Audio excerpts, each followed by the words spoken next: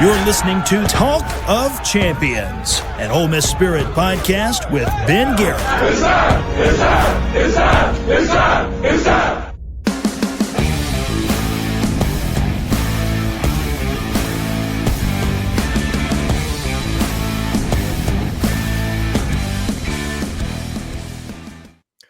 Welcome in, ladies and gentlemen, to another edition of Talk of Champions. Ben Garrett is wrapping up a spring break trip right now with the family, so he'll be back with us later this week. I'm Billy Embody, part of the crew at the Ole Miss Spirit, OleMissSpirit.com, part of On3. Sign up for just $1 for your first week. We've got a lot to talk about on Talk of Champions, this recruiting-focused episode of the pod, as we break down the must-get recruiting targets for Ole Miss in the class of 2026 and some tidbits on each prospect that we'll talk about. Of course, most of it is behind the paywall over there at Ole Miss Spirit. You can check us out over there. But this is a perfectly timed edition because as I picked one prospect at each position that the Rebels have to get, the top quarterback on that board, on that wish list for Lane Kiffin and company, did set his official visit to Ole Miss for later this year. So we'll talk about that. But do want to shout out our friends at RiverLand Roofing. Billy Landis and the crew over there are doing as much as anyone in the NIL space for Ole Miss. So make sure you give them a call today. Check them out and support them. You can give them a call, 844-901-ROOF, or email them, info@riverlandroofing.com, riverlandroofing.com, supporting Mississippi, Tennessee, Arkansas, Louisiana, and Alabama. So they can get you covered on all that as they have helped out covering Ole Miss on the NIL front. So we jump in now, and like I said, leading off with quarterback, as that was the newsy item late last night. As I got off the ice from my beer league hockey game, there was Hayes Fawcett, our one of our recruiting reporters, spreading the word that four-star quarterback Landon Duckworth has locked in his official visits. Four-star quarterback Landon Duckworth out of Jackson, Alabama, is one of the top prospects in the entire country and is getting recruited like it. Lane Kiffin and his staff hosted him in February for that unofficial visit that really laid the groundwork for this official visit. And now he's set to officially visit Ole Miss at the end of June. Getting that last official visit is a really welcome sign for Lane Kiffin and the staff to get that. But he's also going to visit Georgia. He's also going to visit South Carolina, where he was once committed. And he's also going to visit Florida State. So big opportunity for the Rebels here to get him back in town for an official visit. That last visit, which is certainly key in recruitments, and we'll see if that kind of stands the test of time as far as if they can get this one across the finish line. Because right now, I think Ole Miss is the leader. I said that coming off the visit. He told me that just straight up was like they really did enough to be that top school for him in terms of his recruiting process. But things are certainly getting interesting. North Carolina just hosted him for a visit. He got to spend some time with Bill Belichick over there. And, that is a trendy school right now for these prospects to visit. And so it's no surprise that he got over there and spent some time with them. It seemed like every prospect that I was talking with over the course of the Under Armour camp in New Orleans mentioned, I want to take a visit to North Carolina. So they're kind of a trendy school right now.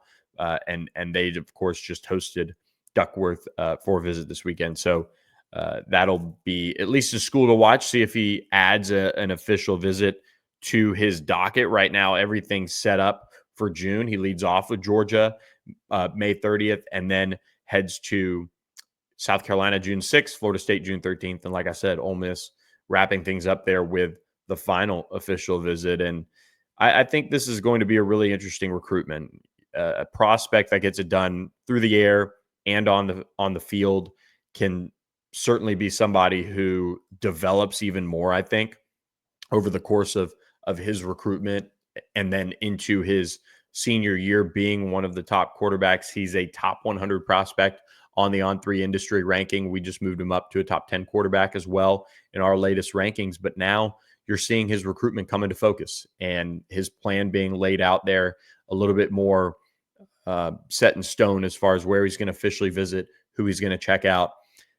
Like I said, I think Ole Miss is the leader, and I know that because he said they set the bar high. He named them as leader coming off of that visit. But as the dust settles and you get these quarterbacks and all the dominoes that are impacting these prospects, who will take a quarterback? Who will blink? Will Georgia, and they're after a bunch of quarterbacks, will Georgia see their spot get filled? They're looking at 4-star quarterbacks up and down the recruiting rankings. They're right there for Jared Curtis, the 5-star quarterback. Will that impact long-term how this recruitment plays out? They are also targeting Bo Bentley out of Texas, a big riser, and Florida State is involved there. They're going to host him for an unofficial visit and then probably an official visit. So it's going to be intriguing to see how all these quarterback dominoes play out. I think, this is just my opinion as an aside, you see so many quarterbacks that are up at the top of the rankings right now, really considering a lot of the same schools. I feel like there's a lot of overlap with Georgia, with Florida State after their quarterback decommitted. You're seeing a lot of that. So some of these schools are kind of battling for the same quarterbacks at this point of the process. So a lot of interesting things to unfold on quarterback recruiting. But one thing I know, Landon Duckworth is the must-get quarterback prospect for Lane Kiffin in this 2026 class. When you look at somebody in the backfield to pair with him, I got a fresh look at the top running back target, in my opinion, on Ole Miss's board. This is Demarius Yates out of the state of Mississippi, a 4-star prospect, a top 150 overall prospect in the country. Really impressive physical build. Not the tallest guy in the world, but I think he's got the chance to kind of be, like I covered Clyde Edwards-Helaire at LSU, and you've got Maurice Jones-Drew, that 5'9", 5'10" range of prospect who could add some weight. Like I think just looking at him physically, Demarius has a lot of frame to work with. And I know that sounds funny talking about a 5'10" prospect, but just his chest really kind of, stands out. Like you could see him getting into a college weight room and really adding some muscle mass to his arms and kind of pairing everything together there. And of course, most of these guys, as they get into college weight rooms and they get stronger, are going to be, more physically developed in their lower body. But really liked what I saw from Demarius Yates as far as how he moves around. I think he's more of a pure running back. Didn't do as well catching the ball in those drills in New Orleans. Now, they didn't have the best quarterbacks out there by any means. Like, there were no blue chip guys, to my knowledge, really tossing it around. But Demarius is still able to very much move well out there. And so Alabama, Florida State, and Ole Miss are catching his eye. We had a story up at the Ole Miss Spirit on him after that camp as well. So keep an eye on Demarius Yates, in-state prospect, somebody that is a one-time Mississippi State commitment. And quite frankly, I'm not too far off from putting an on 3 RPM pick in for Demarius Yates. Next prospect I want to talk about, and this is just one of those that at the receiver position, you could have gone so many different ways. And that's exciting for Ole Miss. And because so many of these guys on the recruiting board at wide receiver are from the state of Mississippi. And it seems like there are prospects emerging each and every week from the state at the wide receiver position. But I picked Jace Matthews out of Greene County because, one, I think he is a riser. Everybody knows Tristan Keys, the 5-star wide receiver. Everybody knows what he brings to the table, and he's been on the radar for quite some time. And at the same time, he's not been to Ole Miss, or I should say doesn't have a visit scheduled right now for Ole Miss. We'll see if he does swing through for a visit. And I know that's kind of easy for me to sit here and not pick the prospect who is the 5-star, the top, whatever prospect that Tristan Keys is for this position. But I really do feel like Jace Matthews is the guy that Ole Miss has to go and get. Sometimes you have to balance some of this with not realistic, because, there's certainly a world that Tristan Keys, comes back around on Ole Miss. We saw it with Caleb Cunningham, although Caleb was certainly talking up Ole Miss more than Tristan Keys is right now at this time of his year. Last year in his recruitment, like, Caleb was talking up Ole Miss, not as much with Tristan Keys right now. But for Jace Matthews, he has Ole Miss right near the top. But LSU really impressed him this past weekend on his visit. He's got a Miami visit he's planning. He's going to see multiple places for official visits, as well as Ole Miss, Auburn, Texas A&M, and Miami. Ole Miss gets the first crack. So I feel like with Jace, I mean, he's going to be somebody that I think you circle and you say, okay, he's got Ole Miss in his top schools.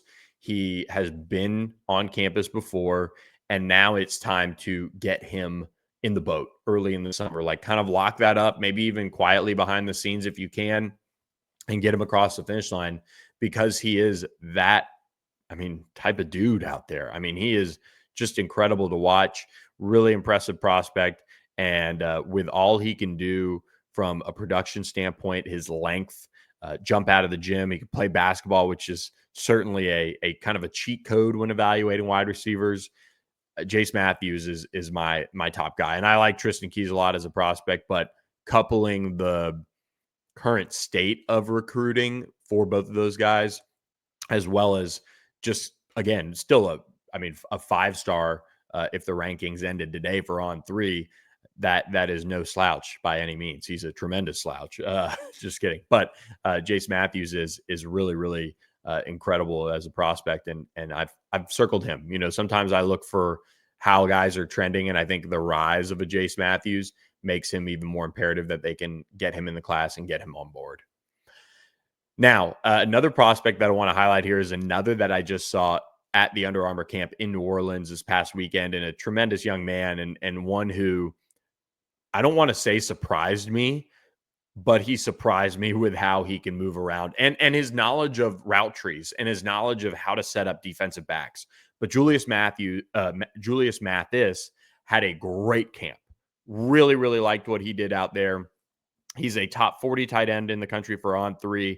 I think, I was pushing big time for him after that to be a 4-star, just kind of sharing what I saw with our rankings team. And again, the frame checks the boxes, the size checks the boxes, and he's got the basketball background too. That's what you look for with some of these prospects as far as pass catchers, because they're usually just a step ahead as far as being skilled with a ball in their hands, or receiving a ball, or comfortability catching the ball and things like that, because they have these multi-sport profiles.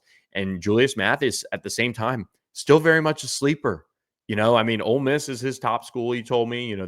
That's not something that's necessarily been a secret by any means. But at the same time, he's somebody that doesn't have a slew of offers to his name. And it's just wild to me. So I very clearly picked him as my must get, just because I think he is that good of a prospect. And when it comes to the tight end position, Ole Miss is also swinging for the fences.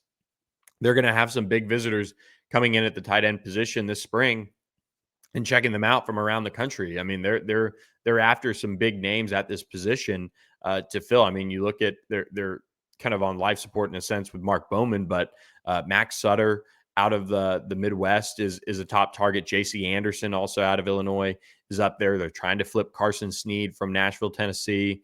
They've got a couple others that they're in on at that tight end position, but I love Julius Mathis. I maintain after what I saw, he is one of the best tight ends in the country, at the very least from a pure talent and athleticism perspective. He's got that in his profile overall, that you just love to see it. We move over to the offensive line, and this is a fun position to look at because the state of Mississippi is so deep. And I could have gone with a couple of guys here, but I went with Bryson Cooley on the offensive line just as a whole, because I saw him at Under Armour New Orleans, really liked what he did from an overall just framework of his game. Like, he's got incredibly broad shoulders. I think this is somebody that long-term could hold 320 and look like $1 million. And he could even continue to develop just his body a little bit more as a high school prospect, and just continue to improve his athletic standing because of that. But he played guard, he played tackle, he plays tackle for West Jones and Laurel. And I just am interested to see what his testing ended up being, and we'll try to find that out, of course.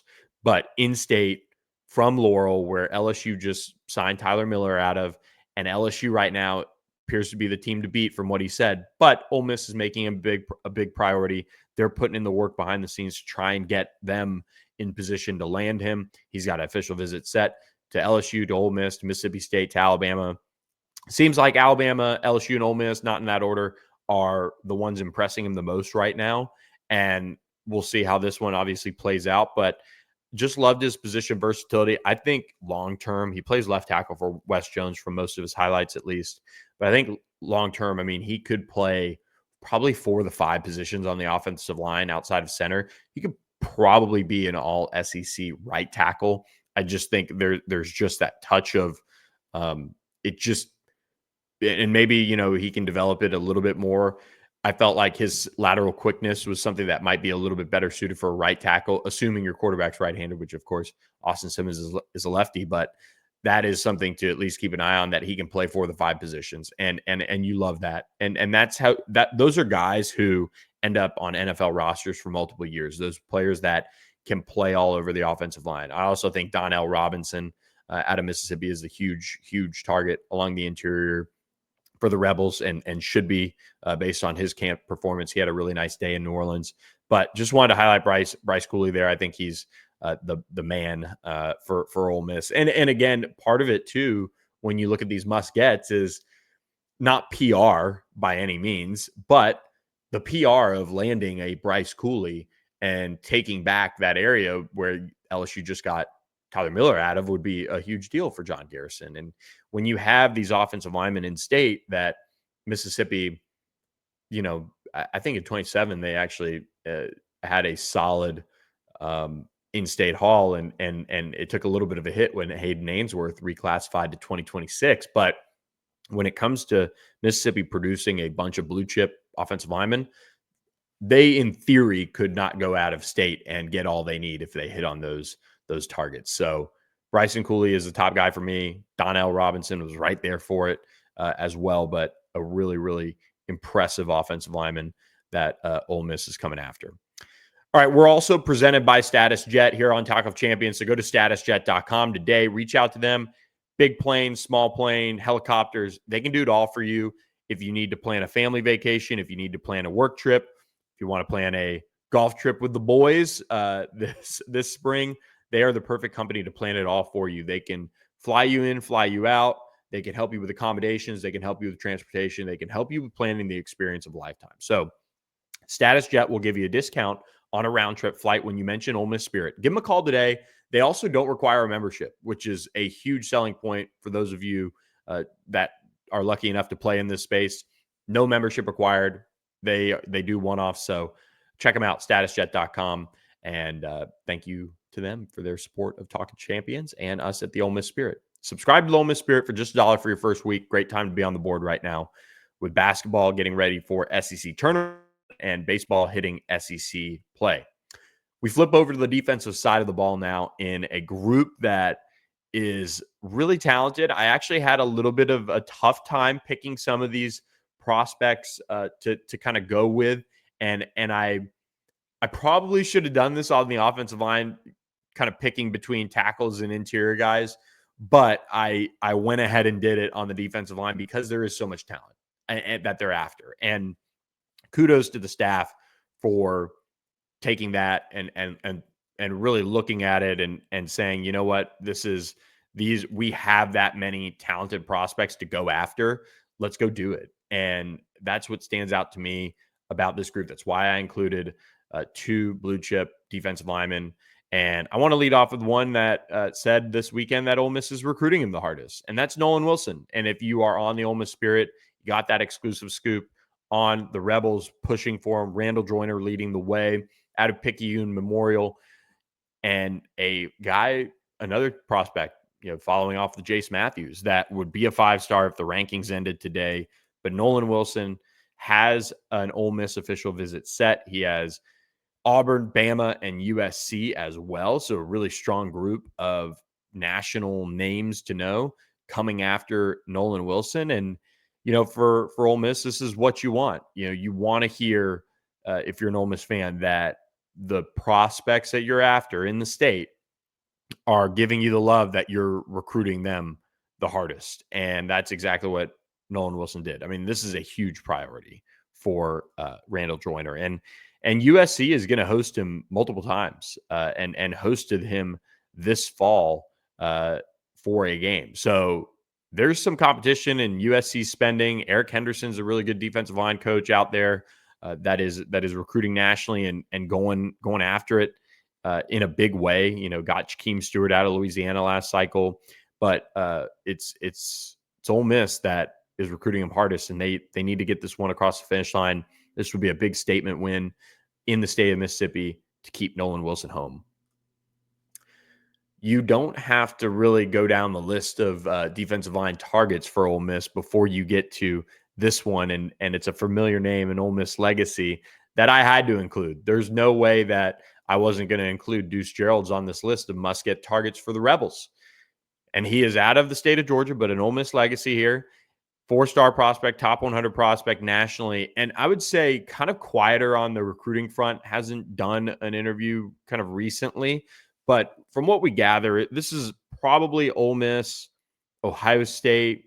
You're seeing Alabama, LSU, Miami kind of hang around here.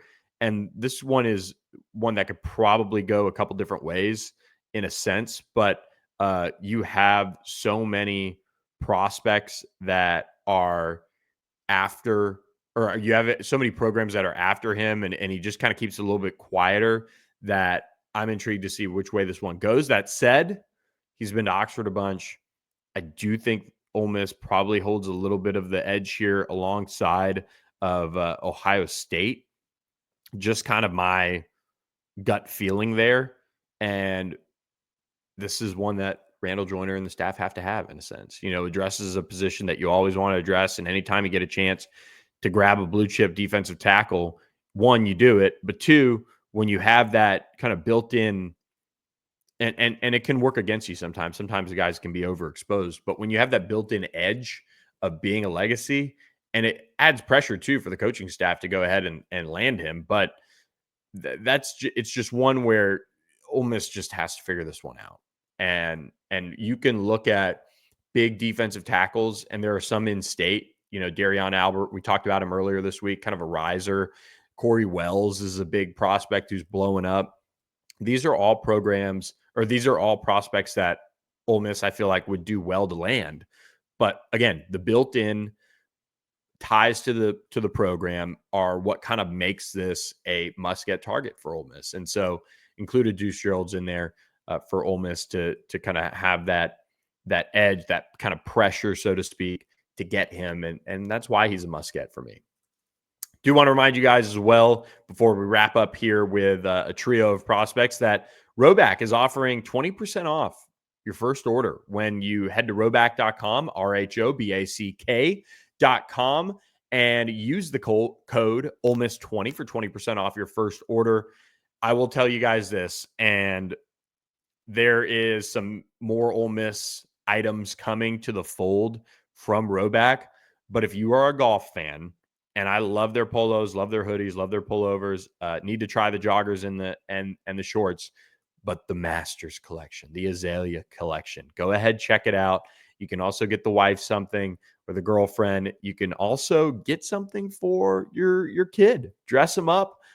Get the matching shirt going for Easter weekend as well. Obviously, the Masters will be done by then, but looks good for that springtime. So check them out, roback.com. They're the best. Love their gear. And again, code is Ole Miss 20 for 20% off. We wrap up here on the Talk of Champions with 3 prospects. Like I said, that Ole Miss must get. These are the final 3. And one prospect that I talked with at Under Armour New Orleans has 2 other programs kind of setting the pace here, but he is an in-state prospect, and one that looks like he's been in college for like 3 years now, and that's TJ White out of Jackson Academy, a top 100 prospect for On3. On3's highest on him. He is going to most likely, he told me, get to Ole Miss for a visit this spring, which in my opinion, having done this for years, when you have in-state prospects, and this is kind of the interesting dynamic about all of this, is you can have hosted a guy like TJ White multiple times for games in the fall. Then you can not host him in January, that first month. You can get him on campus in the spring. And this is kind of following the Caleb Cunningham recruitment in a sense too, for those familiar with that one. But you can kind of go back to the fall, watch him take those visits, then come back around in the spring, come to campus for an unofficial visit, and then not take an official visit, which Caleb Cunningham didn't take an Ole Miss official visit in the summer, and then come back around and take his official visit in the fall if he ends up being a Rebel. That said, you would like to see him, the way recruiting is going, have an official visit set for this summer. He does not at this point to Ole Miss. He's got Wisconsin, he's got Florida State, Tennessee, and Mississippi. 2 schools are setting the pace in this recruitment. So we'll keep an eye on those. But Ole Miss will have an opportunity here, I think, to really make him a priority. He is, I think, just a college-ready linebacker, been super productive. I mean, he really kind of wowed me just as far as his physical appearance, like how well built he is, just really stood out to me. And really, again, I feel like with Pete Golding, and I think it's a linebacker group that for Ole Miss, if you look at the guys that they have offers out to, I wouldn't necessarily say like it's the most impressive group, and like linebacker as a whole this cycle, and it's a part of a larger trend. Linebacker as a whole this cycle just seems like it's a down position nationally. Like I look around and I'm kind of like, okay, there's a couple blue chippers, and other than that, like you're scrounging, I feel like, to find some elite linebackers, or guys that are like no brainers. Like even the number 1 linebacker in the country, Tyler Atkinson out of Grayson. I mean, very, very good player. Grayson's also had kind of some hit or misses on the recruiting side of things, just as far as how guys develop. Anthony Jones, small school out of Mobile, Alabama. St. Paul's, well known. I mean, they've produced prospects in the past, but he's a 5-star right now. Isaiah Williams out of Florida. I saw him at Under Armour Orlando. Like really good looking prospect. He's the number 3 linebacker in the country. I would put TJ White up there with just about any of these guys. And he's in your backyard. He's in your state. You've got to get him. You've got to figure out how to get him on board, because if Ole Miss can get TJ White, then truthfully, whatever you get at the linebacker position after that is kind of lagniappe. Like I just look at their offer list, and it's just not necessarily one that really like stands out. Like this was the easy pick for me as far as must get linebackers. They've got some other guys who are nice prospects, and could very well pan out. But linebacker is a really tough position overall right now, because you see so many safeties turn into linebackers at the next level. They add mass, they just get older, get stronger. And then that's why I think it's imperative that when you recruit the safety position, you recruit a plethora of body types and athletes. Like find the 6'2", 220 pounder, think of like, I'm not sure, but like a Grant Delpit is one that I covered earlier in my career. And he just obviously played in the box. Like he came off the edge, he rushed a passer even. And when you get some of these other body types, like your kind of basic 6 foot, 180 pound safeties that can really run, that's where you can certainly kind of couple all of that with versatility and not necessarily be stuck in a lurch where all of a sudden you're thin at safety because all the safeties you recruited look like $1 million and 6'2" and the biggest guys in the world in high school, and they end up being all linebackers. So, a Keon Young is from last cycle is a great example. Cortez Thomas, great example of guys who are, perfectly sized, regular safeties. They did a good job of hitting all of those with those prospects, as well as Ladarian Clardy. But yeah, this safety position is so hard to eval nowadays. So when you get one in your backyard, holy cow, is it a must get? And that's what TJ White is. Wrap up in the secondary here. And we stick with a talent-rich program who Chad Simmons just had an update on one of their top prospects on the Ole Miss Spirit. And that is Tyson Robinson, the 2027 4-star back. But we keep it here in 2026 with Brandon, Mississippi cornerback Preston Ashley, an Ole Miss legacy, of course, somebody who the Rebels are very familiar with.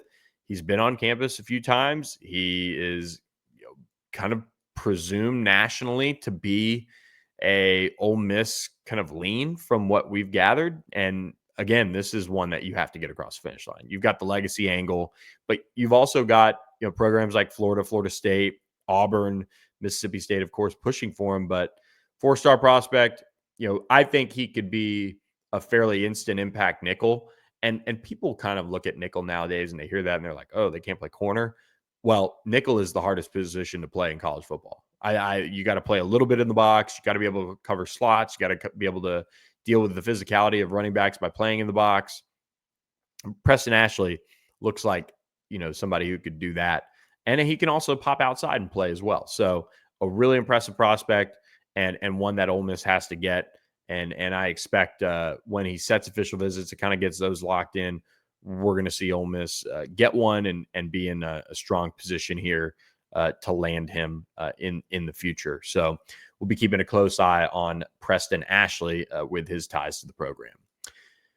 We're not done, though, in the state of Mississippi as we wrap up. And I guess I maybe should have flipped these because one is considered an Ole Miss lean. The other is considered somebody that Ole Miss has a lot of work to do for, and that's Braylon Womack, the number one safety in the country. Again, you look at the rankings for On 3, 4, I think, just off the top of my head, prospects could end up being 5 stars if the rankings ended today. So shout out On 3 for giving the love to Mississippi in the On 300. Yeah, you got Tristan Keys, you've got Jace Matthews, you have just finish it.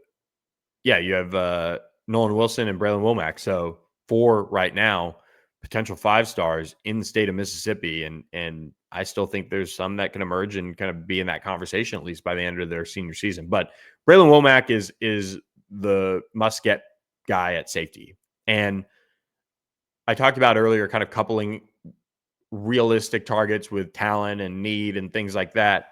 And Braylon Womack just kind of stands out to me as somebody that you're kind of playing trail here. And by kind of, that's just my opinion. Auburn, Texas A&M, Ohio State, Florida, having official visits locked in, and he doesn't really talk up Ole Miss too much. But he's been to Ole Miss multiple times. He's been for games. He's been on campus for unofficial visits. And this is where you have to find a way to get him on campus for the spring and see if then you can really start to work back into the true conversation of this one. And that's not necessarily always easy to do when you're dealing with guys who are in that 5-star range. But the good thing for Ole Miss is there's little separation between Auburn, Florida, Ohio State, and Texas A&M for Braylon Womack right now. He's out of Hartfield Academy in Brandon, again, talent-rich area, but he's going to be back at Texas A&M this spring. At the end of March, he's going to be in Columbus to visit Ohio State April 5th. And then he kind of gets into official visits from there. So there's space here for him to pop in for a visit. And that is going to be one of the top priorities here for Ole Miss, is to get him on campus and get him back around the coaching staff. So look, a lot of exciting things happening at Ole Miss Spirit. We cover recruiting, give you guys the latest on these prospects. We have over 30 interviews with Ole Miss targets, like true Ole Miss targets and top prospects in Mississippi, set to hit the site over the next week or so. I mean, I've got over 30 to get through, and we've dropped the biggest ones each and every day. So looking forward to sharing more recruiting intel with you guys. This was just a taste of the must-get target article that I put up on Ole Miss Spirit, omspirit.com. Sign up for just $1 for your first week and join myself, Ben Garrett, Chuck Brownsville, Jake Thompson over there, talking Ole Miss sports and recruiting all day, every day. Got a lot. Got baseball with hitting SEC play this weekend. Basketball starts the SEC tournament. Lots of fun times ahead as Ole Miss football also hits the field next week for spring football. So join us over there. This has been a special edition of Talk of Champions. Ben Garrett will be back later this week. Hope he got plenty of rest and recuperation over there at the Great Wolf Lodge in the state of Georgia. So he'll be back and fired up to be on the pod later this week. So join us over there at Ole Miss Spirit. I'm Billy Embody. Thanks for tuning in to this special edition of Talk of Champions. We'll catch you guys next time.